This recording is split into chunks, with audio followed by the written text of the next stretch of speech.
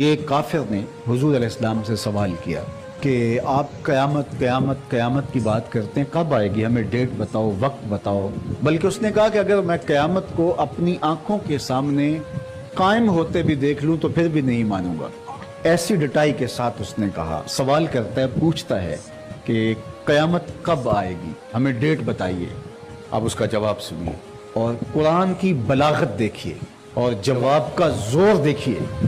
میرے پاس لفظ نہیں ہیں کہ میں قرآن مجید کے ان کلمات کو تعبیر کر سکے اس طرح جس طرح قرآن مجید کے ان کلمات میں زور ہے۔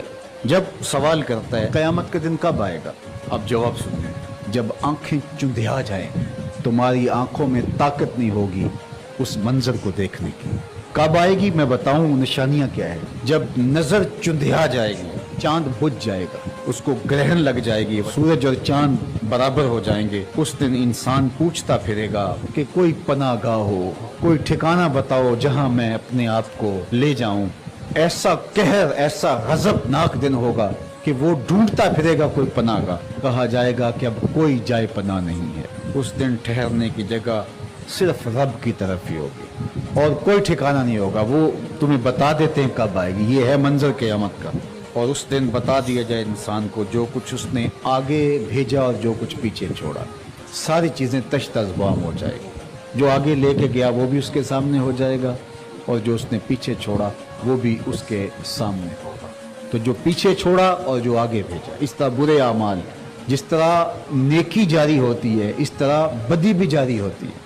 ایسی برائی کا آغاز کر جائیں کہ وہ سلسلہ چلتا رہے تو اس کا خمیازہ بھی بھگتنا پڑے گا۔ تو جو اس نے آگے بھیجا، جو پیچھے چھوڑا، چاہے وہ نیکی کی شکل میں تھا یا بدی کی صورت میں، وہ اس دن اس کو بتا دیا جائے گا، ہر شے اس کے سامنے آ جائے گی۔